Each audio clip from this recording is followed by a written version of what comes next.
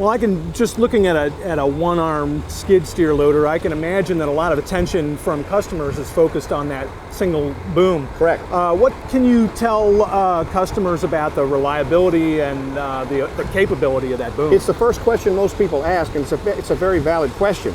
So over the last 20 years, we've refined the design of our power boom, and we don't call it an arm. It is a boom like we put on our telescopic handlers.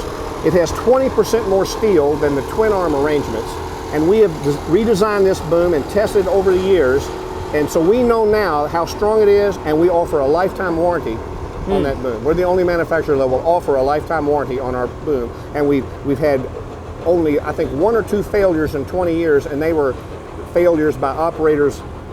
I call it pilot error. It wasn't a design and a defect in workmanship, it was pilot error, but very strong boom. We have faith in it. We back it up with a lifetime warranty. Okay. Well, you bring up the subject of acquisition price. Yes. On this machine. What can you tell me about acquisition? Simply put, by starting off with a blank piece of paper several years ago, we were able to benchmark the competition in terms of we know what list pricing is, and we know what transaction pricing is at the street because we do our research.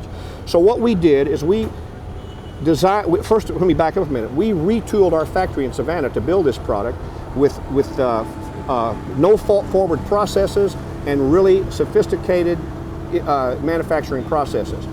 And so we're going to build it efficiently. We have designed the machine with 38% fewer parts than our previous model.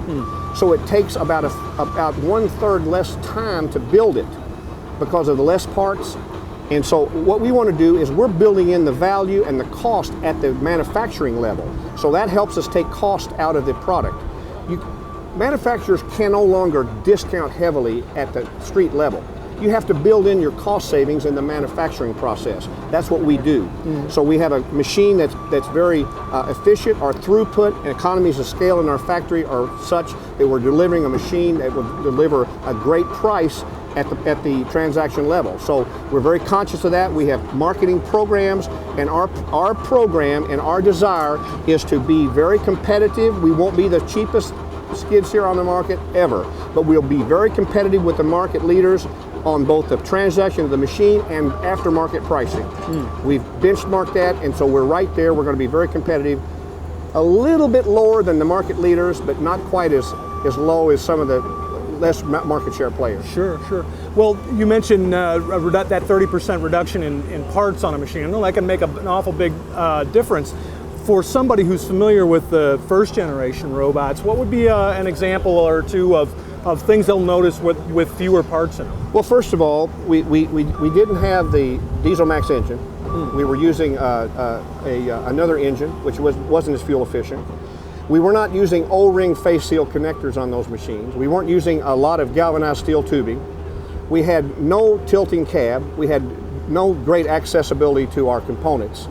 We had an undercarriage system for our track loaders that wasn't very reliable. It was hard to clean out. We took all these things. We had 100 things we wanted to change. So we benchmarked every one of those.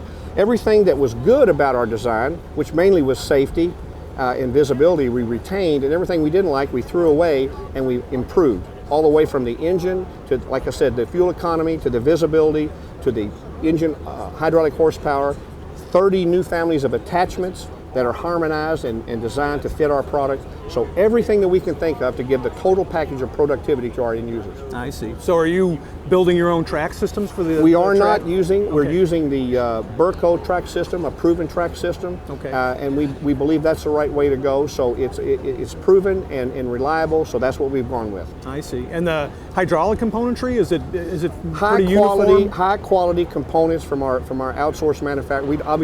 We do not make those, but with the finest hydraulic track motors and pumps that money can buy in this system, along with O-ring face seal connectors and lots of use of galvanized steel coating tubes instead of hydraulic hoses, so we eliminate chafing and heat buildup in there. So it all goes together to try to make a more efficient system. Less heat, more fuel efficiency, more comfort, and more productivity. And I suspect that the hydraulic horsepower change is different by model, but is there a neighborhood? Well, it's about an 8 to 10% increase overall based on the diesel max engine, the torque rise, and the way that system works with those hydraulic motors and pumps. I see. Well, it sounds like a great product. I appreciate your time, Larry. I'm proud to talk to you about it. All right, have a good show. Thank you, sir. Appreciate it.